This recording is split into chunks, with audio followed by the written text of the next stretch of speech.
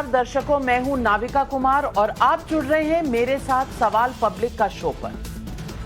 आज मैं आपको बताना चाहती हूं कि राम आ रहे हैं। मैं बार बार कह रही हूं कि राम अयोध्या में आ रहे हैं और दर्शकों, अयोध्या में जब राम आते हैं तो इस बात का हवा में ही कहीं ना कहीं गूंज सुनाई पड़ती है और इतिहास बनता हुआ हम और आप अब देखने वाले हैं।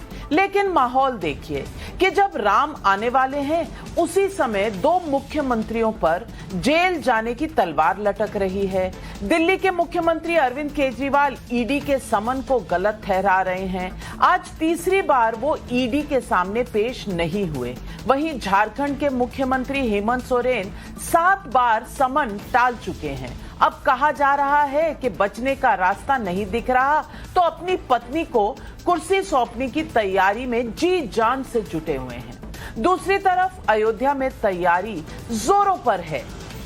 कैसे सुप्रीम कोर्ट के आदेश से बन रहे राम मंदिर के उद्घाटन को दुनिया के सामने भव्य और दिव्य तरीके से रखा जाए, कैसे शबरी से लेकर निषाद राज केवट तक हर जाति हर समूह को शामिल किया जाए, उसकी रूपरेखा तैयार हो रही है। माता शबरी के नाम पर भोजनालय होगा जहां गरीबों को भोजन मिलेगा। निषाद राज केवट के नाम से रैन बसेरा और गेस्ट हाउस होंगे जहां श्रद्धालुओं के रुकने का इंतजाम होगा। एक तरफ जहां राम का नाम सभी को जोड़ रहा है तो वहीं दूसरी तरफ शंका पर शंका, सवाल पर सवाल भी खड़े किए जा रहे हैं। कांग्रेस से बीके हरिप्रसाद, दिग्विजय सिंह, एआईएमआईएम से ओवैसी साहब, हर तरफ से सवाल खड़े हो रहे हैं। आज प्रधानमंत्री मोदी ने ऐसे लोगों को एक साथ जवाब दिया है। सवाल क्या खड़े किए हैं और जवाब क्या दिया गया, उसमें मैं एक एक करके बताने वाली हूं। लेकिन इन सारी बातों से जो सवाल पब्लिक के मन में उठ रहा है वो ये है कि राम मंदिर उद्घाटन पर शंका वाली राजनीति कब थमेगी? वोट बैंक के लिए आस्था पर चोट की राजनीति कब थमेगी? यही है आज सवाल पब्लिक का।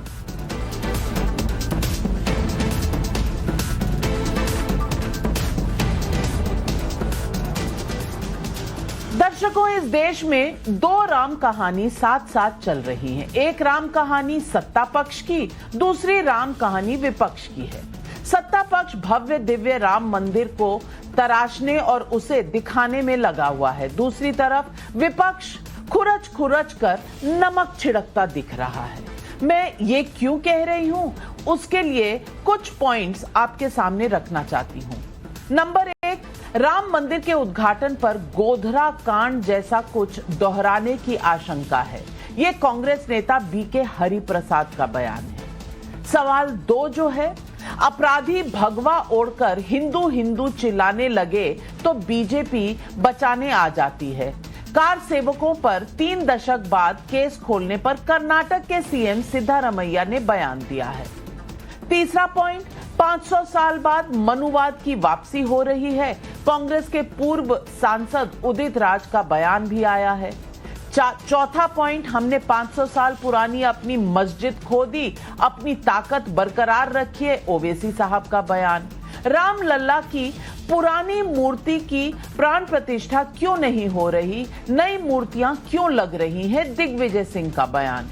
अरे भाई, पहले तो ये तय कर लीजिए कि आपके लिए राम जब काल्पनिक हैं तो रामलला की मूर्ति कोई भी लगे, आपको दिक्कत क्यों हो रही है? इसलिए मैंने कहा कि राम एक पर कहानियां 2 तरफा चल रही हैं। दूसरी तरफ की राम कहानी में भरमाने, लटकाने और अटकाने की कोशिश दिख रही है। मैं सबसे पहले बीके हरिप्रसाद का आज का बयान सुनवाना चाहती हूं कि उन्हें क्यों लगता है गोधरा पार्ट 2 हो सकता है। Because we have seen, if you go back to the history of 30 long years, we have seen how these people try to disturb the peace and try to fish in the troubled waters. And since the Lok Sabha elections are very nearby, anything may happen. So last time it was a Pulwama, what they did in Gujarat, what was Godhra, what they did in Kandamahal. We have seen it. Their history, history repeats. We have seen their background and we have seen their history.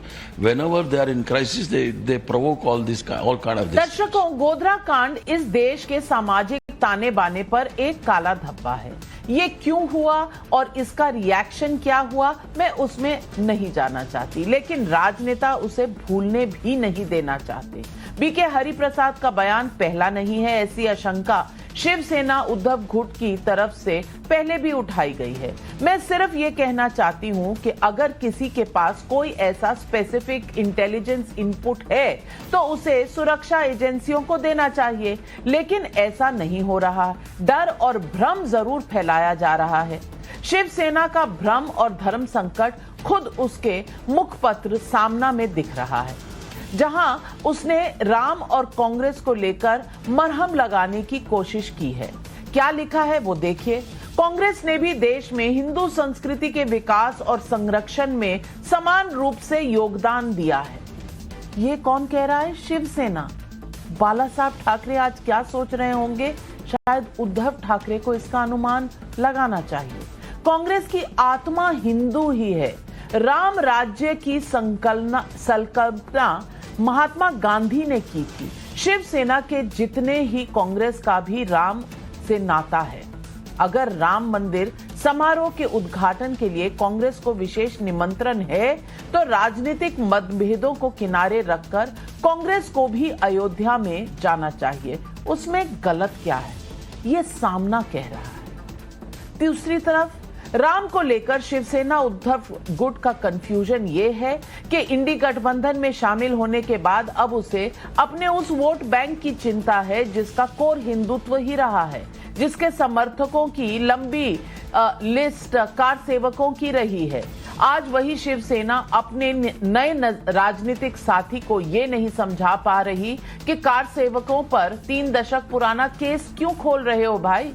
लेकिन कांग्रेस को राम के करीब जरूर दिखाना चाह रही है शिवसेना, उस कांग्रेस को जो राम मंदिर उद्घाटन के निमंत्रण पर मौन है, और ये मौन व्रत कब टूटेगा किसी को कुछ नहीं पता। लेकिन रामलला की कौन सी मूर्ति की प्राण प्रतिष्ठा होगी, इस पर बेचैन दिख रही है कांग्रेस पार्टी। दिग्विजय सिंह का ये बयान सुनिए। न्योता आया है क्या आपको? क्या जी, राम मंदिर जाएंगे? मुझे कोई न्योते की आवश्यकता नहीं है। हमारे हृदय में बसे हैं भगवान राम। न्योता मतलब कांग्रेस के किसी नेता का? पहली बात तो यह है कि जिस रामलला की लड़ाई पर, मूर्ति पर सारा झगड़ा हुआ, वो मूर्ति कहाँ है? वो मूर्ति स्थापित क्यों नहीं हुई? नई मूर्ति कहाँ से आ रही है? वो रामलला की मूर्ति जिस पर कि सारा झगड़ा हुआ, वो कहाँ है? इस पर हम लोग उनसे पूछना चाहते हैं कि नई मूर्ति की आवश्यकता क्या पड़ी। दिग्विजय सिंह के इस सवाल का जवाब रामलला विराजमान के मुख्य पुजारी आचार्य सत्येंद्र दास जी ने दिया है, उसे भी सुनिए। देखो, जैसे ये मूर्ति प्राण प्रतिष्ठा वाली इतनी बड़ी है और वो मूर्ति इतनी बड़ी है, उनको सिंहासन इस प्रकार से बना हुआ है, सिंहासन पर धैर्य आगे जगह रहेगी, फिर आगे जगह पर वो जो 4 मूर्तियां हैं, वो चारों मूर्तियों को धर दिया जाएगा, क्योंकि इनका दर्शन भी होगा और जो छोटी मूर्तियां हैं जो अभी पूजा हो रही है उनका भी दर्शन होगा। मैं ये बता देना जरूरी समझती हूँ कि सत्येंद्र दास जी का ये बयान 5 दिन पुराना है और 5 दिन पहले ही उन्होंने ये बता दिया था कि किस तरह रामलला की मूर्ति कहाँ होगी। अब दिग्विजय सिंह को ये नहीं पता कि रामलला की नई मूर्ति के ठीक सामने ही पुरानी मूर्ति स्थापित की जाएगी। रामलला विराजमान की मूर्ति पर सफाई पहले भी कई बार आ चुकी है, फिर भी ये सवाल क्यों?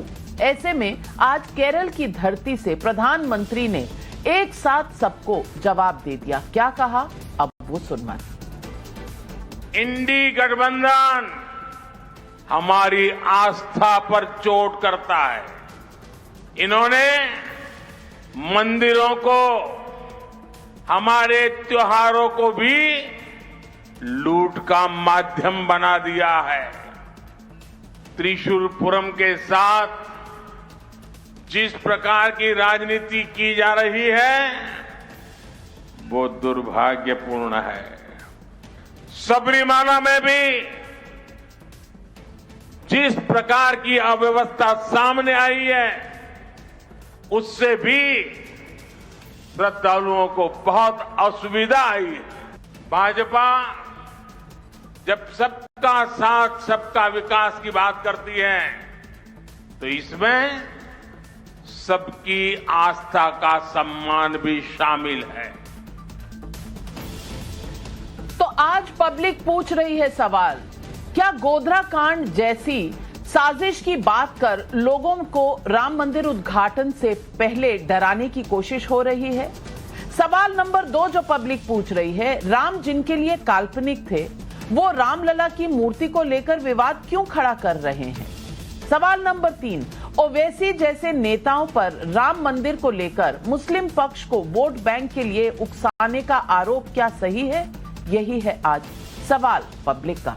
और इन सवालों के जवाब देने के लिए आज हमारे साथ जुड़ रहे हैं अजय आलोक, बीजेपी के राष्ट्रीय प्रवक्ता, डॉक्टर वरुण पुरोहित, कांग्रेस के नेता हैं, संजय गुप्ता, शिवसेना उद्धव गुट के प्रवक्ता हैं, दानिश कुरैशी प्रवक्ता हैं AIMIM के, हर्षवर्धन त्रिपाठी वरिष्ठ पत्रकार हैं और आशुतोष जी भी वरिष्ठ पत्रकार हमारे साथ जुड़ रहे हैं।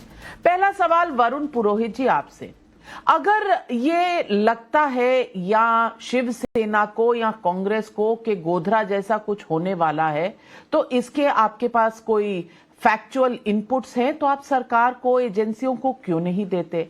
नहीं तो लोग यही कहेंगे कि कहीं ना कहीं भ्रम फैला रहे हैं, डर फैला रहे हैं, क्योंकि राम के पास आपको जाना नहीं है, इसीलिए दुनिया को भी दूर रखने की कोशिश कर रहे हैं।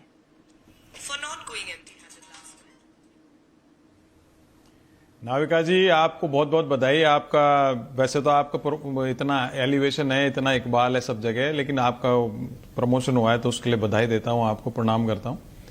देखिए, आपने जो प्रश्न किया बीके हरिप्रसाद जी का, ये राजनीति में एक आशंका जताई जाती है, उस प्रशासन के अंग तो है नहीं। जैसा उन्होंने कहा हिस्ट्री है इनकी, उस हिसाब से उन्होंने बताया। उन्होंने 2-3 और घटनाएं भी बताई, उनका भी उदाहरण दिया। तो ये चुनाव के जो आ रहा है मई का 2024 का, आप देखिए जितनी भी घटनाएं हो रही चुनाव के आसपास ही होती हैं। 9.5 साल से क्या कर रहे थे आप? मंदिरों की सफाइयां करा रहे हो, आज 9.5 साल से क्यों नहीं करा पाए? ये एक कहावत है तो दूसरी चीज के लिए हाइडिंग बिहाइंड द बुश। तो श्री राम भगवान का आसरा लेकर के चुनाव में जाना चाहते हैं। नहीं, 9.5 साल की जो उपलब्धियां थी, जिस प्रकार से देश के आम जनता को मानसिक और आर्थिक रूप से प्रताड़ित किया, उस उपलब्धि पे चुनाव लड़ते। तो चुनाव का तो पार्ट इन्होंने कर ही दिया है, क्योंकि इनके चुनाव घोषणा पत्र में ही कहते हैं हमारा राम मंदिर का था, तो नेचुरली पॉलिटिकल तो हो ही गया चीज। तो ये इस चीज का भुनाना चाह रहे हैं देश भर में घूम घूम के। ये अपनी जो उपलब्धियां, मैंने कहा जिस तरह प्रताड़ित किया, प्रताड़न दी देश को, उसके उपलब्धि नहीं बता सकते। इनको पता है वोट मिलेगा नहीं, तो ये सारी वोट की राजनीति है। जहां तक कांग्रेस का प्रश्न है, मैंने कई बार कहा कांग्रेस आज भी सबसे बड़ी फैक्ट्री है लीडरशिप की। कांग्रेस के आज मिले के सारे पार्टियां आज भी सत्ता में है, लेकिन कुछ हिस्सा कांग्रेस पार्टी का ऐसा है जिससे कांग्रेस पार्टी को कई बार प्रॉब्लम का सामना करना पड़ता है। पॉलिटिकल डेप्थ की आवश्यकता, सूझबूझ की आवश्यकता, उसको दर्शाने की आवश्यकता होती है, वो नहीं कर पा रहे हैं, इसलिए आज ये डिबेट और ऐसे प्रश्न उठ जाते हैं। तो राजनीतिक गहराई की आवश्यकता बहुत होती है। अब वो सेंट्रल सिस्टम में अगर हो तो ये परेशानी नहीं हो, आप किसके लिए कह रहे हैं? सत्ता में नहीं रह ये आप बात किसके, ये जो आप नहीं, ये जो आप कह रहे हैं ये दिग्विजय सिंह जी के लिए कह रहे हैं, जो रामलला की मूर्ति पर रोज नया सवाल खड़ा कर देते हैं, या आप कह रहे हैं बीके हरिप्रसाद के ऊपर कि इनको कुछ अपना सोचने की जरूरत है? बहरहाल मैं अजय आलोक जी से पूछूंगी। अजय आलोक जी, वरुण पुरोहित जी कह रहे हैं आशंका है जो जताई जा रही है, पहले भी ऐसा कुछ होता रहा है तो आशंका है, जता दी तो जता दी। अब ये आशंकाएं रोज रोज क्यों आने लगी हैं इनको राम मंदिर की और गोधरा की?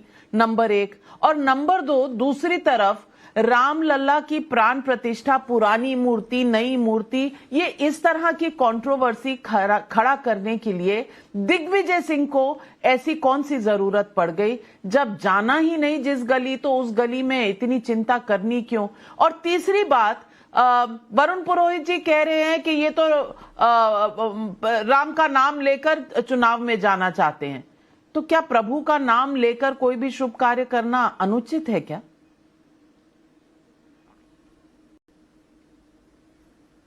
नवैका जी, अनुचित तो हमारे लिए राम का नाम कभी नहीं था, कभी जीवन में नहीं होगा, ना ही देशवासियों के लिए होगा। राम का नाम अनुचित उन्हीं के हैं जिनके मन में रोम है और उसी तरह की भाषा निकलती है। आप ये देखिए कि बीके हरिप्रसाद कोई मामूली नेता नहीं है। वो कर्नाटका के कांग्रेस के वेल स्टैब्लिश नेता हैं, गांधी परिवार के करीबी हैं। उन्होंने बयान में कहा कि इनकी हिस्ट्री रही है, इनकी ऐसी रही है, 2002 में गोधरा करवा देते हैं। इनको पता था क्या कि गोधरा होने वाला है?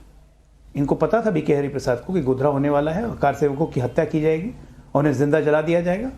और उसके बाद वो ये कहते हैं कि जैसा गोधरा में हुआ वैसा कर्नाटका में भी हो सकता है, राम भक्तों की हत्या हो सकती है।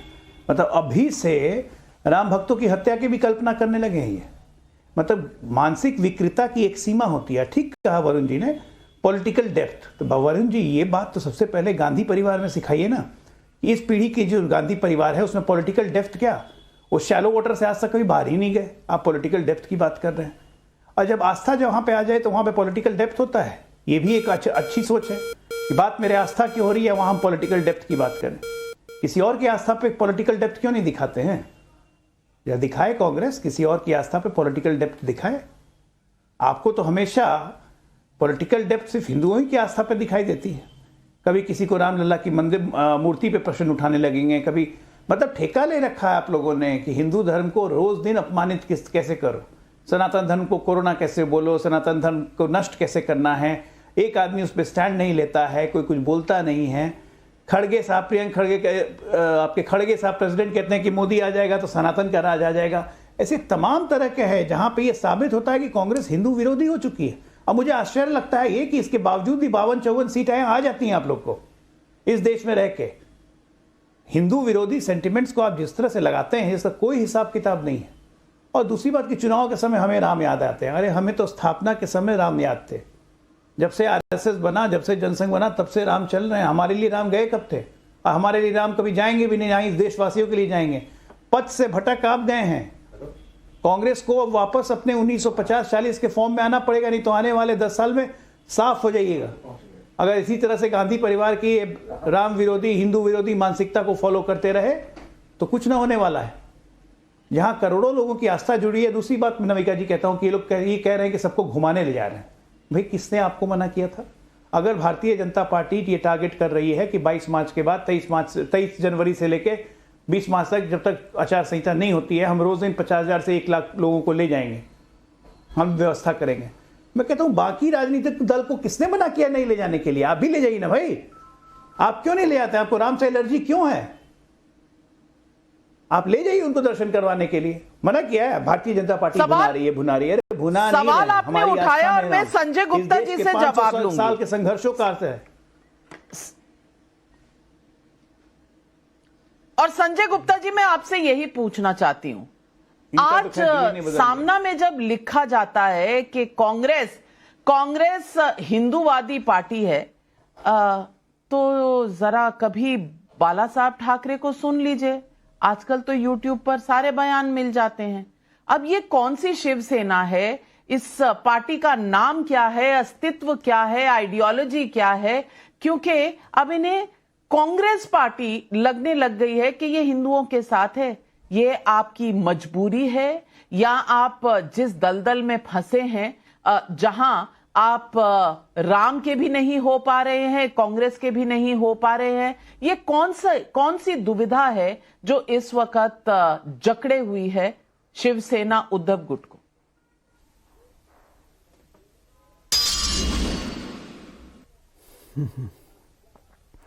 देखिए, कांग्रेस कोई हिंदू विरोधी पार्टी तो नहीं है। उनके कुछ मुद्दे इस तरह के हैं जो हिंदुत्व विरोधी लगते हैं, मगर उन मुद्दों पर हमने हमेशा असहमति जताई है। कांग्रेस का स्टैंड बहुत से मामलों पर ऐसा है जिनका हमने कभी समर्थन नहीं किया। राम मंदिर का मुद्दा हो, वीर सावरकर जी का मुद्दा हो, धारा 370 का मुद्दा हो, चाहे वो गलवान घाटी में चीन और भारत की सेना जब आमने सामने थी, तब भी उद्धव जी ने कांग्रेस के समर्थन से चीफ मिनिस्टर होते हुए भी भारत सरकार का और देश की सेना का समर्थन किया था। ऐसा नहीं है कि कांग्रेस के साथ हैं तो कांग्रेस के सभी मुद्दों को समर्थन किया है। वो ठीक है कि कुछ मुद्दों पर हमारी कांग्रेस से आज भी नहीं बनती, जिस पे हमने हमेशा उनको सिखाया और बताया कि हिंदुत्व के मामले में हमारा स्टैंड जो था वो वही है जो पहले था। बाला साहब का जो स्टैंड था वो वही है। ये तो इन्होंने हमने हमेशा अपने भाइयों को अपने साथ रखा है, ऐसा नहीं हुआ कि किसी मुद्दे पर अपने साथियों लेकिन को आप छोड़ तो दिया। सर्टिफिकेट दे रहे हैं के लिए चीफ मिनिस्टर देना आपका ठीक ऐसे स्टैंड था। पहले वाला नहीं है। सामना आज सर्टिफिकेट दे रहा है कांग्रेस पार्टी को। अजय आलोक जी, सामना सर्टिफिकेट दे रहा है और ये कह रहे हैं हम तो पहले वाले स्टैंड बाबा साहब के स्टैंप की बात कर रहे हैं। ये दोनों चीजें सच कैसे हो सकती हैं? बाला साहब ठाकरे क्या कहते थे कांग्रेस के बारे में और आज सामना में जो लिखा है वो क्या है? एक ही चीज है। देखिए, बाला साहब जैसा आपने अपने ओपनिंग स्टेटमेंट में कहा था नविका जी कि बाला साहब की आत्मा आज खून के आंसू रो रही होगी। ये क्या से क्या हो गया? ये बाला साहब की औलाद कहां से क्या कीजिए कि किसी और भाषा में बोलने लगी। मैं संजय गुप्ता जी से पूछूंगा। जो हिंदुत्व का नहीं, मैं आप ही से पूछ रहा हूं। मैं आपसे एक बात पूछ रहा हूं। संजय जी एक बात बताइए ना, बाला साहब बताइए ना, खून के आंसू रो रही है जिन्होंने मुंबई में, एक मिनट, जिन्होंने मुंबई में बम धका, अरे सुनिए तो सही, आप एक सवाल के सवाल से आप भागते हैं। आप सवाल से भाग रहे हैं। मैं एक सवाल पूछ रहा हूं, क्या कांग्रेस पार्टी और एनसीपी के साथ मिलकर मुसलमानों से वोट मांगेगी शिवसेना? उद्धव ग्रुप पूरे महाराष्ट्र में घूम घूम के मुसलमानों से वोट मांगिएगा, हाँ या ना बोलिए। देखिए, क्या शिवसेना उद्धव ठाकरे मुसलमानों से वोट मांगेंगे? देश का हमारा हिंदुत्व कहता है जो भी इस देश का नागरिक है मांगेंगे। नहीं भाई, बड़ा सिंपल, बड़ा आसान सा प्रश्न है। इतना दूर कहां जा रहे हैं? और वो किसी भी धर्म का हो। नहीं, मैं पूछ रहा हूं, मुसलमानों से वोट मांगेगी शिवसेना? जो इस देश का नागरिक है, उद्धव ठाकरे मुसलमानों से वोट मांगेंगे किसी भी लोकसभा चुनाव में महाराष्ट्र में? इसमें आ तो गए सब। अरे तो मुसलमानों के बारे में कितने अच्छे उद्गार निकले थे, तो वही तो मैं याद दिला रहा हूं। अब क्या जब आप इनके साथ हैं तो मुसलमानों से वोट मांगेंगे? आप मेरे सवाल से भाग क्यों रहे हैं? ये कौन सी शिवसेना है हर्षवर्धन त्रिपाठी जी? पहचान में आ रही है, पहचान में आ रही है हर्षवर्धन त्रिपाठी जी। ये बाला साहब ठाकरे क्या कहते थे और आज सामना क्या सर्टिफिकेट दे रहा है, और संजय गुप्ता जी जो कह रहे हैं, कहीं भी मेल है इसमें? नहीं नविका जी, मुझे तो कहते हैं ना कि देर आए दुरुस्त आए भी हो जाता तो बड़ा अच्छा था, लेकिन यहां तो कहते हैं कि रास्ता भटक गए और अब लौटने को ही तैयार नहीं। ये दशा हो गई। आप कांग्रेस पार्टी को ये प्रमाण पत्र बांटे, इसमें किसी को कोई ऐतराज नहीं, लेकिन ये किस वक्त आप बांट रहे हैं? कांग्रेस पार्टी ने अगर ऐतिहासिक तौर पर देखें तो आज का जो नेतृत्व है उसकी बात कर लेते हैं। राहुल गांधी ने 2007 में पश्चिमी उत्तर प्रदेश में कहा था कि गांधी परिवार का कोई होता तो बाबरी ढांचा नहीं गिरता। बाला साहब ठाकरे कहते थे कि हमारे शिव सैनिक थे जिन्होंने हथौड़ा मारकर गिरा दिया बाबरी को। तो अब कौन सा सर्टिफिकेट बांट सकता है, पहले उसको पता कर लीजिए। दूसरा जो ज्यादा महत्वपूर्ण है कि आज के समय में राम सबके हैं, राम अपने घर में लौट रहे हैं। अयोध्या में उनको एक तरह से कहें कि जो प्राण प्रतिष्ठा के साथ उनकी नई मूर्ति भी लगेगी, पुरानी मूर्ति भी रहेगी और पूरा देश पूरा उल्लास में है। सवाल ये कि क्या शिवसेना और उसमें उद्धव ठाकरे का वो बयान नविका जी याद करना चाहिए। उन्होंने सबसे पहले कहा था कि गोधरा जैसी घटना हो सकती का मुद्दा हो, तो बहुत स्वाभाविक है कि सामना अगर अब कांग्रेस को कह रहा है कि इनके अंदर भी हिंदू आत्मा है, तो कह सकते हैं कि जब शिवसेना और कांग्रेस दोनों एक ही जैसे दिखने लगी है, इसमें बहुत ज्यादा फर्क नहीं है, भाषा का फर्क बड़े हो, लेकिन दोनों अब एक जैसी नजर आने कहने का मतलब और कुछ नहीं है। संजय गुप्ता जी, जाल किसी ने बिछाया, फंस उसमें आप गए हैं। आशुतोष जी, मैं आपसे सवाल पूछना चाहती हूँ। ये रोज मैं जानती हूँ आपका स्टैंड ये है कि सरकार को किसी भी रिलीजन या धर्म के मामले में नहीं पड़ना चाहिए, और मुझे लगता है बीजेपी ने ये साफ किया है कि कोई सरकार की तरफ से वहां रिप्रेजेंटेशन इस तरह की नहीं होगी, यानी कि कोई बीजेपी का झंडा नहीं होगा, कुछ नहीं। ये धार्मिक उत्सव है जो अयोध्या में मनाया जाएगा। लेकिन दूसरी तरफ जब आप सुनते हैं कि भाई गोधरा जैसा हो जाएगा, उधर असदुद्दीन ओवैसी जी कहते हैं भाई 1000 सालों का काम खराब हो रहा है। कौन सा काम?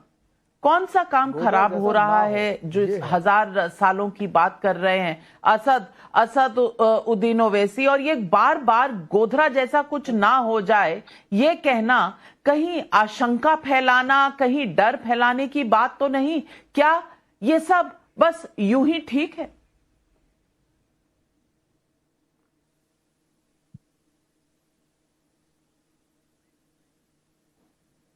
अनम्यूट कर लीजिए माशूक। नाविका जी, सबसे पहले तो दो चीजें हैं, और पहली बात ये कि लगता है कि कांग्रेस पार्टी और दूसरे तमाम नेताओं ने ये संकल्प ले लिया है कि 2024 में भारतीय जनता पार्टी को भारी बहुमत से जिता देना है। जिस तरीके से राम मंदिर के मसले पर ये लोग बयान दे रहे हैं, इससे बिल्कुल स्पष्ट कि इनको अभी तक बीजेपी की ना तो पॉलिटिक्स समझ में आई है, ना इनको राजनीति समझ में आई है, और ये सब उल्टे पुल्टे बयान देकर दरअसल खुद अपना ही नुकसान कर रहे हैं। हाँ, टेलीविजन चैनल में जरूर उनके चेहरे दिखाई पड़ रहे होंगे, यूट्यूब में भी चेहरे दिखाई पड़ रहे होंगे, और अगर यूट्यूब और चेहरे दिखाकर अगर संतुष्टि हो जाती तो बहुत अच्छी बात है। जहां तक ओवैसी की बात है, मेरा स्पष्ट तौर पे मानना यह है कि ओवैसी की जो पूरी पॉलिटिक्स है वो एक तरीके की भड़काने वाली पॉलिटिक्स है। इसमें मैंने कभी मैंने गुरेज नहीं किया ये बात कहने से। क्यों मैं ये बात बार बार कहता हूं? बहुत ही स्पष्ट बात है कि जब से बाबरी मस्जिद का सवाल अदालत के अंदर गया है, मुस्लिम तबके ने स्पष्ट तौर पर यह कहा है कि जो भी अदालत का फैसला होगा वो मानेंगे। जब अदालत का फैसला आ गया है तो उसको आंख बंद करके मान लेना चाहिए। मुझे लगता है कि हिंदुस्तान के तमाम जो मुस्लिम समुदाय के लोग हैं उन्होंने इसको सिर झुका के मान लिया है। कहीं उसके खिलाफ किसी तरीके की कोई आवाज सुनाई नहीं पड़ रही है। जो इसके ओरिजिनल पिटिशनर थे उन्होंने भी स्वीकार कर लिया, जो अयोध्या में रहने वाले हैं। लेकिन इसके बहाने ओवैसी अपनी पॉलिटिक्स चमकाना चाहते हैं। ये सवाल ओवैसी से पूछना चाहिए, उनकी पार्टी के लोगों से पूछना चाहिए कि अगर सुप्रीम कोर्ट का फैसला भी अगर उनको मंजूर नहीं है तो फिर किस देश का कौन सा अदालत का फैसला वो मानेंगे? क्योंकि मैं जानता हूं ओवैसी बार बार संविधान की बात करते हैं, तो अगर संविधान की बात करते हैं तो सुप्रीम कोर्ट के माने हुए फैसले को क्यों नहीं मानते आप क्यों आज स्यापा कर रहे हो उस बारे में? ये सवाल उनसे पूछना चाहिए। दानिश कुरैशी जी, जवाब दीजिए। देखिए, जवाब इसका बिल्कुल साफ है कि बाबरी मस्जिद के फैसले में किस तरीके का आधार है वो तमाम लोगों को पता है कि फैसला जो आया वो आस्था के आधार पर आया।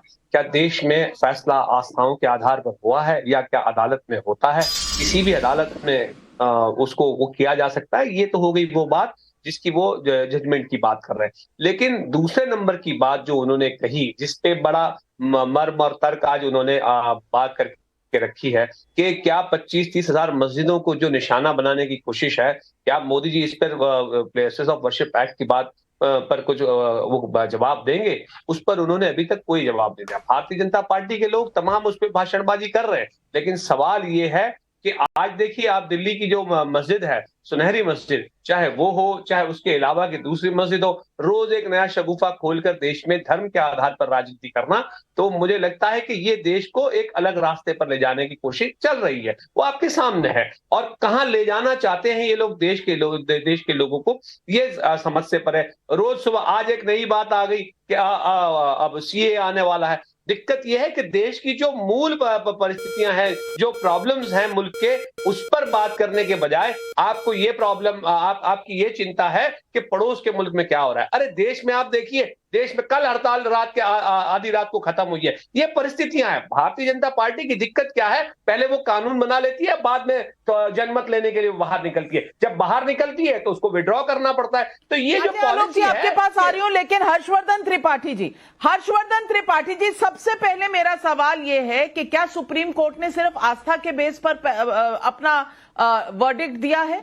सिर्फ आस्था पर बेस होके? नविका जी, मुझे लगता है कि ये झूठ बोलने से बचना चाहिए। वैसे तो मैं आशुतोष जी की बात से पूर्णतः सहमत हूं कि सर्वोच्च न्यायालय ने निर्णय सुना दिया तो उसके बाद उस पर कोई बहस की गुंजाइश नहीं बचती। आप टिप्पणी कर सकते हैं लेकिन बहस की गुंजाइश नहीं बचती। उन्होंने बहुत लंबी जिरह सुनी है, लेकिन सबको देश को पता होना चाहिए कि जब बीबी लाल आर्कियोलॉजिकल सर्वे ऑफ इंडिया के चीफ थे, तब के मोहम्मद उनके साथ उस खुदाई में थे, और 12 खंभे जो मंदिरों के अवशेष थे और उसके बाद भी वहां जो शिलालेख मिला जिस पर लिखा है कि ये भगवान विष्णु का मंदिर है, और उसके अलावा ढेर सारे ऐसे प्रतीक चिन्ह मिले जो पुरातात्विक अवशेष है। उसके अलावा वैज्ञानिक विधि से भी जमीन के भीतर 200 मीटर तक हुई है। अब देखिए बीच में बोलेंगे दानिश आपकी समस्या यही है, बीच में बोलकर आप झूठ बोल के नाम से झूठ बोल रहे हैं। सुनिए मेरी बात, अभी मैं आपको बता दूं सुप्रीम कोर्ट ने अदालत ने ये कहा कि जो कुछ भी स्ट्रक्चर नीचे पाया गया वो मंदिर दानिश जी पहले आप हर्षवर्धन जी को सुन लीजिए। नहीं, पहले आप हर्षवर्धन जी को सुन लीजिए और उसके बाद आपको काउंटर करने का समय दूंगी। दोनों की आवाज एक साथ नहीं दर्शकों तक जाती। बोलेंगे तो कैसे? वो तार्किक क्या थोड़ी बहुत? हाँ नहीं, बीच में नहीं बोलिए, आप बीच में नहीं बोलिए, आप एक एक पॉइंट को नोट कर लीजिए और फिर काउंटर करिएगा। मैं आपका फेडर डाउन कर रही हूँ हर्षवर्धन त्रिपाठी जी। 1949 में मूर्तियां गैर कानूनी। नविका जी, मैं फिर से दोहरा रहा हूं, सर्वोच्च न्यायालय ने निर्णय दे दिया, उस पर अब हम कोई जिरह बहस नहीं करेंगे।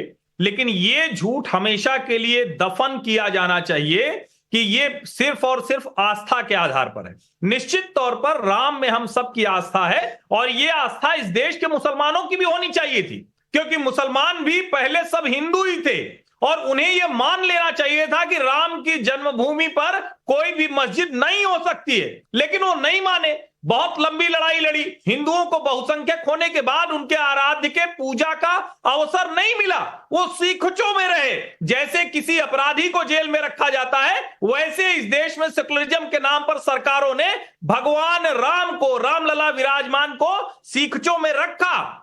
अब उस न्यायालय ने, जिसको हम सर्वोच्च न्यायालय कहते हैं, संविधान के दायरे में कहते हैं, जो बार बार कहते हैं ओवैसी साहब के आइन में, तो आइन के लिहाज से ये तय हुआ कि वहां पर भगवान राम का मंदिर था और ये झूठ अब यही दफन होना चाहिए। दानिश कुरैशी जैसे लोगों को झूठ बोलने से बचना चाहिए। भारत सरकार और भारत सरकार का संविधान, इसलिए आप ये जहन से निकाल दीजिए कि आपकी आस्था मेरी आस्था से सुपीरियर है।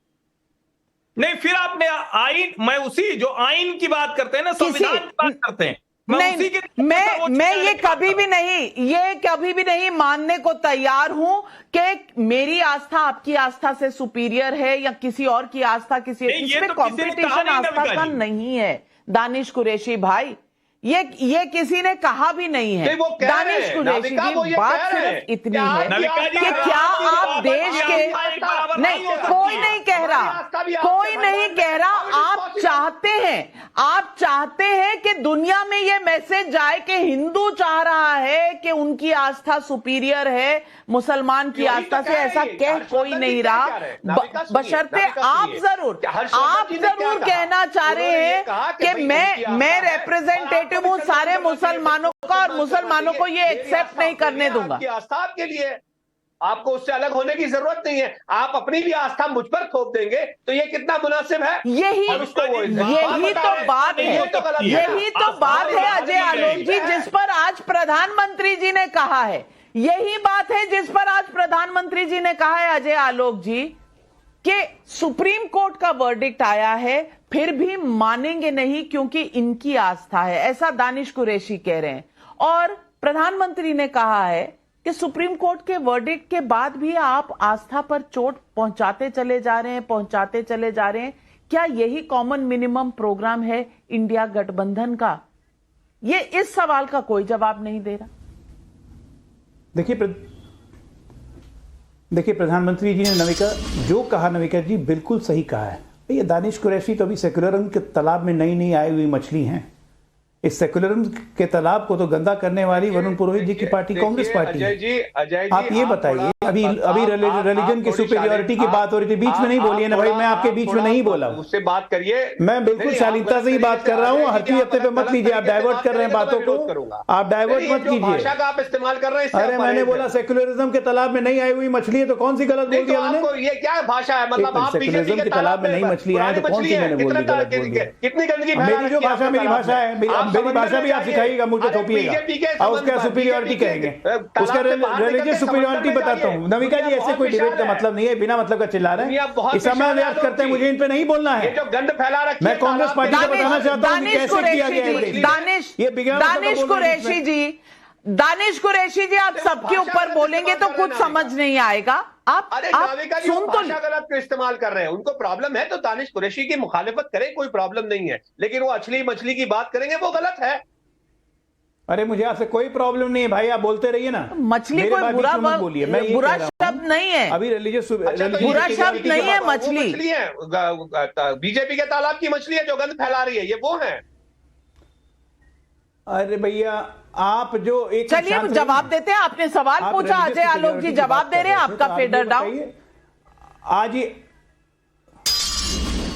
आज ये बताइए कि अभी सुप्रीम कोर्ट को आपके नेता कहते हैं सुप्रीम कोर्ट इज नॉट इनफॉलिएबल। हमारी मस्जिद छीन ली, नौजवानों जागो, तुम्हारी सारी मस्जिद छीन लेंगे, सुनहरी मस्जिद छीन लेंगे, ये कर लेंगे। वो भड़का नहीं रहे, बहुत अच्छा सेकुलरिज्म की बातें कर रहे हैं वो। आज अगर कोई हिंदू पक्ष क्लेम कर देगा किसी मंदिर पे कि ये हमारा मंदिर था और ये हमें वापस चाहिए, तब वहां पे आप लाएंगे रिलीजियस ऑफ वर्शिप एक्ट, कि आप क्लेम भी नहीं कर सकता है कोई हिंदू पक्ष। लेकिन अगर कोई मुसलमान किसी हिंदू मंदिर पे क्लेम कर देगा, जैसा केरला में हुआ कि 1500 साल पुरानी मंदिर को क्लेम कर दिया वक्फ बोर्ड ने कि ये वक्फ की संपत्ति है, तो उसका निवारण अदालत से नहीं होगा, उसका निवारण वक्फ बोर्ड करेगा। ये कौन सी सुपीरियरिटी है? ये किसने दिया आप लोग को?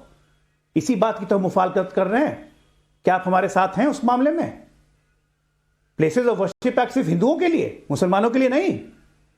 और मैं नहीं बोलना चाहता हूं प्लेसेस ऑफ वर्शिप एक्ट पे, क्योंकि ये मामला न्यायालय के अधीन है, विचाराधीन है। उस पर जब निर्णय आएगा तब बात करेंगे ना। मैं निर्णय को चैलेंज करूंगा और जब तक मामला विचाराधीन है मैं उस पर टिप्पणी नहीं करना चाहूंगा। लेकिन अपने कन्वीनियंस के हिसाब से आप लोग कुछ भी बोलते हैं। महाराज, सुप्रीम कोर्ट का फैसला नहीं आया, सुप्रीम कोर्ट ने फैसला आस्था के आधार पर दे दिया।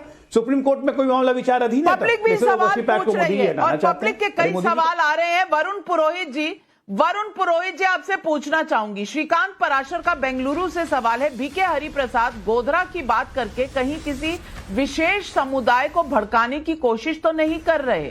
सतीश चांडक का मुंबई से सवाल है, अब ये तो क्लियर हो गया कि विपक्ष की मंशा कभी राम मंदिर बनाने की थी ही नहीं, इन्हें प्राण प्रतिष्ठा से इतनी दिक्कत है, इस चिढ़ की वजह क्या है?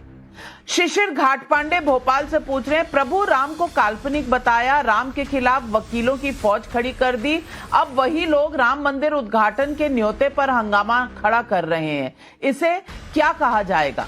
और श्रुति मिश्रा रायगढ़ छत्तीसगढ़ से सवाल पूछ रही है, दिग्विजय सिंह जी की बात सुनकर बस एक बात कह सकती हूं, जाकी रही भावना जैसी, प्रभु मूरत देखी तिन तैसी। क्यों वरुण पुरोहित जी, सही है ना? पब्लिक पूछ रही है आपसे। नाविका जी गोधरा कांड पे अटल जी ने राजधर्म पालन करने का जो वक्तव्य दिया था, इसका मतलब अटल जी के भी खिलाफ हैं ये लोग। और दूसरी बात, आपने राम मंदिर की शिलान्यास किसने किया? बूटा सिंह जी ने किया। पीवी नरसिंह राव जी के टाइम ढांचा ढहाया गया। तो ये सब चीजें क्या हैं बताइए? आप जो काल्पनिक की बात करते हो बार बार, मैं कह रहा हूं इन्होंने क्या बीजेपी सरकार ने वो एफिडेविट विड्रॉ कर लिया या दे दिया इन्होंने कि राम सेतु नहीं था, काल्पनिक या जो भी है? ये अपनी स्पष्ट क्यों नहीं करते? बार बार काल्पनिक करते। इन्होंने तो नहीं करा अभी तक कुछ भी। देखिए अभी बात करी प्लेसेस ऑफ वर्शिप एक्ट की, भाई संसद में आपके पास में मेजोरिटी है, आप क्यों नहीं विड्रॉ किया उसको? एक्ट को दूसरा ले आते, अमेंडमेंट कर देते, खारिज कर देते, आपके हाथ में, आप तो कुछ भी करते हो। किसान बिल ले आते हो, वापस ले लेते हो, फिर क्यों नहीं किया? देखिए मैं फिर आपको कह रहा हूं, ये प्रगतिशील लोकतांत्रिक राजनीतिक व्यवस्था में हमारा विश्वास है और इनका विश्वास पीछे भगवान के नाम के पीछे छुप के वोट। अभी आप बीच में बोल लेने का, अभी तो दूसरों को सिखा रहे थे, ज्ञान बांट रहे थे। मैं तो नहीं बोला आपके बीच में, फिर क्यों ज्ञान बांट रहे थे आप दूसरों लोगों को? आप बीच में मत बोलो, विचाराधीन है। नहीं, वरुण पुरोहित जी, आपने बूटा सिंह जी और नरसिम्हा राव के बारे में क्या कहा? बूटा सिंह जी, नरसिम्हा राव और वरुण पुरोहित जी, बूटा सिंह और नरसिम्हा राव के बारे में आप क्या कह रहे थे कि कांग्रेस की सरकार नहीं थी क्या? ताले खुलवाए, जरा दर्शकों को बताइए। पीवी नरसिंह राव जी प्रधानमंत्री बूटा सिंह की थी उस समय, और पीवी नरसिंह राव जी प्रधानमंत्री थे। ये इतिहास आपको किसने पढ़ाया मुझे पता नहीं। हर्षवर्धन त्रिपाठी जी, अब ये इतिहास के गवाह जिस इतिहास की वरुण पुरोहित जी बात कर रहे हैं, आप उस इतिहास के गवाह हैं? देखिए वरुण पुरोहित जी कई बातें एक साथ कह रहे हैं। वो ये चाहते हैं कि Bharatiya Janata party places of worship act हटा दे, लेकिन वो इस पर खुश नहीं है कि भारतीय जनता पार्टी के शासन में नरेंद्र मोदी के हाथों राम के भव्य मंदिर का लोकार्पण हो रहा है। और उन्हें नरसिंहा राव याद आ रहे हैं, लेकिन पीवी नरसिंहा राव को क्या उनके पार्थिव शरीर को कांग्रेस मुख्यालय में जाने दिया गया था? क्या पीवी नरसिंहा राव ने प्लेसेज ऑफ वर्शिप एक्ट ये सोचकर नहीं लाया था कि इसके बाद भारतीय जनता पार्टी की पूरी राजनीति समाप्त हो जाएगी? क्या ये सारे सच नहीं है इतिहास के? और क्या कल्याण सिंह सहित 4 राज्यों की भारतीय जनता पार्टी की सरकारें राम के नाम पर नहीं, जिसको कहें कि बर्खास्त की गई, बलिदान कर दी गई, और उसके बाद भी भारतीय जनता पार्टी वहां से नहीं हटी? देखिए, 2 चीजें हैं, या तो आप तय करके कहिए कि चलिए आज से सही राम के नाम पर हम कहीं भी खड़े हैं, नहीं खड़े हो पाते हैं आप, तो देश तो उसी को देखेगा ना। और देखिए, समय बदल गया है वरुण जी, हमारे आपके कहने से हो सकता है हम आप कुछ भी कहें, लेकिन पब्लिक इसी वक्त जो है, वो जो नविका जी से सवाल पूछ रही, वही फैक्ट चेक भी कर लेगी। उसको पता है कि अगर आप कुछ भी गलत बोलेंगे तो इसका मतलब आप विश्वास धीरे धीरे खोएंगे। कांग्रेस पार्टी ने लगातार यही करते हुए जनता के बीच में भरोसा खो दिया है। राम के नाम पर वो बात करते हैं तो उनकी बात पर कोई विश्वास नहीं करता, कोई भरोसा नहीं करता, और बीच बीच में आपके नेता जो बोल रहे हैं उसकी फहरिस्त नविका जी ने शुरू में गिना ही दी है। आशुतोष जी, वरुण पुरोहित जी ने एक नए इतिहास का परिचय दिया है। अब इस पर क्या कहेंगे? बौखला गई है विपक्ष, या कहीं ना कहीं राम मंदिर के मुद्दे पर समझ नहीं आ रहा, आगे बढ़े पीछे जाएं, क्योंकि आगे समुद्र तो पीछे खाई है।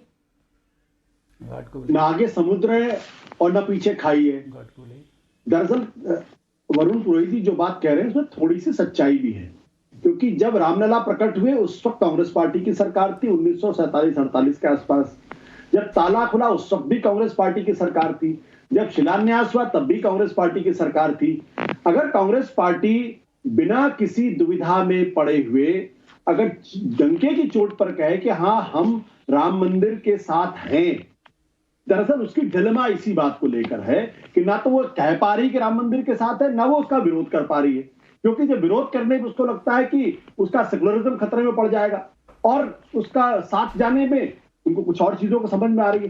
तो असली सवाल इसी बात को लेकर है, बिल्कुल क्लियर कट लाइन होनी चाहिए। भारतीय जनता पार्टी की तारीफ इस मामले में करनी चाहिए क्योंकि उनके मन में कोई दुविधा नहीं है राम मंदिर को लेकर। वो कह रहे हैं कि राम मंदिर है, वहां पर प्रधानमंत्री नरेंद्र मोदी जी जाएंगे, बीजेपी मोबिलाइजेशन करेगी, ये बात और डंकी की चोट पर कह रहे हैं। ये बात कांग्रेस बीजेपी के अलावा दूसरी पॉलिटिकल पार्टी नहीं कह रही हैं और इसी दुविधा की वजह से इनको नुकसान हुआ। आशुतोष जी, मुझे लगता है कभी कभी पुरानी हिंदी फिल्मों की कहानियों की तरह आपका भी कहीं ना कहीं याददाश्त खो जाती है। जरूर शिलान्यास कांग्रेस की सरकार में हुआ था, पर ना बूटा सिंह थे ना पीवी नरसिम्हा राव थे। शायद आप ये भी भूल जाते हैं कि कांग्रेस की ही सरकार थी जिन्होंने कहा था कि राम काल्पनिक हैं। शायद आप ये भी भूल जाते हैं कि कपिल सिब्बल तब कांग्रेस में ही थे जब कह रहे थे कि जल्दी से जल्दी आप वर्डिक्ट लाने की कोशिश ना करें, ये 2019 के बाद इस पर बहस चलती रहनी चाहिए राम मंदिर पर। मुझे लगता है कि ये याददाश्त जब आए तो पूरी तरह से आनी चाहिए, आधी आती है तो दिक्कत होती है। नविका, मैं कांग्रेस पार्टी का प्रवक्ता तो हूं नहीं कि मैं कांग्रेस पार्टी को डिफेंड करूं कि बूटा सिंह थे नहीं थे, नरसिम्हा राव थे नहीं थे। नहीं, आप तो वरिष्ठ पत्रकार हैं, इसीलिए मेरी चिंता है। नहीं, आप वरिष्ठ पत्रकार हैं इसीलिए मेरी चिंता है। आप मेरे सहयोगी हैं, आप मेरे ट्राइब से हैं, इसीलिए मैं कहती हूं कि हम और जैसे लोगों को कम से कम फैक्ट पे रहना चाहिए। नेता लोग तो कुछ भी करेंगे, लेकिन आप जो थोड़ा सा समय नेतागिरी में बिता कर आए हैं ना, जहां थोड़ा समय आपने बिताया है, कुछ आप में भी वही भाव आ गए हैं। नविका, मैं एक बात कहना चाहता था। मुझे दानिश कुरैशी जी की इस बात पर घोर आपत्ति जब वो कहते हैं कि अदालत ने आस्था के आधार पर फैसला किया। मुझे लगता है वो समझदार आदमी है, उनको इस तरीके की बातें नहीं करनी चाहिए। अगर आप सुप्रीम कोर्ट के राम मंदिर के मसले पर अगर संवैधानिक तरीके से, कानूनी तरीके से, वैधानिक तरीके से अगर आपत्ति है तो आपको अपनी आपत्ति उस तरीके से रखनी चाहिए। लेकिन अगर आप अदालत के इंटेंट पर सवाल खड़े करेंगे तो उसका सीधा सा मतलब ये कि आपको सुप्रीम कोर्ट में विश्वास नहीं है। अगर नहीं विश्वास है तो डंकी की चोट पर कहिए। ये आपके नेता ओवैसी कहते हैं मुझे संविधान में यकीन है। जवाब दीजिए दानिश कुरैशी जी। मैं तो सिर्फ इतना ही पूछना चाहता हूं आशुतोष जी से कि सवाल ये है कि ये तो आपने भी देखा और उन्होंने माना कि मस्जिद जो थी वो गैर कानूनी तरीके से ढाई गई। क्या अभी तक किसी को कोई सजा मिली? क्या कोई कार्रवाई हुई? वो समझ लीजिए कि चलिए आप बात कर रहे हैं कि भाई एक सेंटर था, उसको इन्होंने आस्था के आधार पे जो भी कर दिया, लेकिन उसके अलावा की जो पूरी कार्रवाई थी उस पे क्या हुआ? उस पे कोई जवाब मिला आज तक? क्या आप उन लोगों को सेटिस्फाइड कर पाए? सुनिए मेरी बात, आप उन लोगों को सेटिस्फाइड कर पाए कि जिन लोगों के खिलाफ मामला हुआ? नहीं, सवाल मामला खत्म कर दिया गया। सवाल आपसे पूछा कि आपसे फैक्चुअल सवाल पूछा गया कि क्या सुप्रीम कोर्ट का वर्डिक्ट आस्था पर था, उस पर तो आपका कोई जवाब नहीं है। आप फिर भटकाने की कोशिश कर रहे हैं। अजय आलोक जी सवाल पूछे। अजय आलोक जी, देखिए, सुप्रीम कोर्ट की जहां तक बात आई तो आशुतोष जी फिर बहुत कन्वीनियंटली सारा मामला AIMM पे भेजना चाह रहे हैं। आशुतोष जी ने यही सवाल फारूक अब्दुल्ला, महबूबा मुफ्ती से क्यों नहीं किया था और इंडिया अलायंस से क्यों नहीं किया था जब 370 पे फैसला आया था और उन्होंने कहा था कि नहीं, ये जम्मू कश्मीर के साथ अन्याय हुआ है, ये हम नहीं मानते हैं। उस वक्त सुप्रीम कोर्ट का फैसला कहां गया था इंडिया अलायंस के लिए? मैं वही बात तो कह रहा हूं, अपने कन्वीनियंस के हिसाब से सुप्रीम कोर्ट को यूज करने की प्रवृत्ति है इंडिया अलायंस में। ये तो दानिश साहब की पार्टी तो बोला ना कि ये तो मोहरा है, वो लोग जानबूझ के अपने से बात डिफ्लेक्ट करने के लिए इन पे डालते हैं। सारा खेल रचयिता कांग्रेस पार्टी है और ये इंडिया अलायंस वाले हैं बैठे हुए। शिवसेना से पूछिए ना जरा, मैंने साफ पूछा कि जाके उद्धव ठाकरे मुसलमानों से वोट मांगेंगे? कुछ नहीं, एक मुंह में दही जम गई, कोई जवाब नहीं निकला। मैं एक लाइन से बोल रहा हूं कि इनके अलग अलग दोहरे चरित्र हैं। आप इनके पास चरित्र ही नहीं तो दिखाएंगे बात को गिरगिट की तरह मैडम ने 13 सेकंड पहले खत्म कर दिया, तक। पूरी बात होने नहीं दी मेरी। मैं जो कहना चाह रहा था, बिल्कुल पब्लिक भी यही सवाल पूछ रही है। छाया सोनी का शहडोल मध्य प्रदेश से सवाल आ रहा है, क्या उद्धव गुट वाली शिवसेना की आज ये हालत हो गई है कि शेर दिल बाला साहब की पार्टी वाले कांग्रेस की वजह से भगवान राम पर खुलकर कुछ बोल भी नहीं पा रहे? क्या बात है संजय गुप्ता जी, ये जनता पूछ रही है आपसे। संतोष सराफ का मंडला MP से सवाल है, पूरे मुस्लिम समुदाय के प्रवक्ता ओवैसी जी और उनकी AIMIM कब से बन गई? वेदांत गौतम का रीवा मध्य प्रदेश से सवाल है, 2004 में बाला साहब जी ने कहा था मैं शिवसेना को कांग्रेस नहीं बनने दूंगा और अगर मुझे मालूम होगा कि ऐसा हो रहा है तो मैं अपनी दुकान बंद कर दूंगा। शिवसेना चुनाव नहीं लड़ेगी, हिंदुत्व के लिए ही शिवसेना को मान सम्मान मिल रहा है। संजय जी कह दें कि आज वो बाला साहब की ये बात नहीं मानते। संजय गुप्ता जी, चुनौती दिया आपको पब्लिक में आज वेदांत गौतम ने, जवाब दीजिए 30 सेकंड। अब 1 मिनट, अब आपने कही देखिए कोई भी एक मुद्दा ऐसा नहीं है कि जो कांग्रेस के साथ गठबंधन में आने के बाद हिंदुत्व के किसी मुद्दे को शिवसेना ने छोड़ा हो। शिवसेना राम मंदिर के साथ पहले भी थी, आज भी है। धारा 370 के साथ पहले भी थी, आज भी है। वीर सावरकर जी के साथ पहले भी थी, आज भी है। जब पब्लिक आपको जज कर रही होती है ना, जब पब्लिक आपको जज कर रही होती है तो इधर उधर की बात मत कीजिए, क्योंकि पब्लिक ये जान गई है कि बाला साहब ठाकरे ने कहा था हिंदुत्व पर कांग्रेस से समझौता नहीं होगा। आज उसी कांग्रेस से आपने समझौता किया, इसलिए आज प्रधानमंत्री पूछ रहे हैं गठबंधन राजनीतिक है, जरूर बनाइए, उनका विरोध जरूर कीजिए, आप विपक्ष में हैं, आपका हक है, लेकिन सबरीमाला में 2 हिंदुओं के आस्था को चोट, ये क्या विपक्षी राज्य नहीं है? तमाम चीजों पर हिंदू आस्था पर ही चोट क्यों होती है? इस सवाल का जवाब तो देना ही पड़ेगा। जाना है, निमंत्रण स्वीकार करना है या नहीं, इस पर कोई बात नहीं करेगा, लेकिन रामलला की मूर्ति कैसी होगी इस पर सवाल उठाए जाएंगे। गोधरा जैसा कुछ हो ना जाए, इस पर भय और संशय प्रकट किया जाएगा। ये कौन सी राजनीति है? या ये फिर आस्था की चोट है जो प्रधानमंत्री जी कह रहे हैं? यही है आज सवाल पब्लिक का। आज सारे मेहमानों को हमारे साथ जुड़ने के लिए और दर्शकों आपको भी बहुत बहुत धन्यवाद। लेती हूं आपसे इजाजत।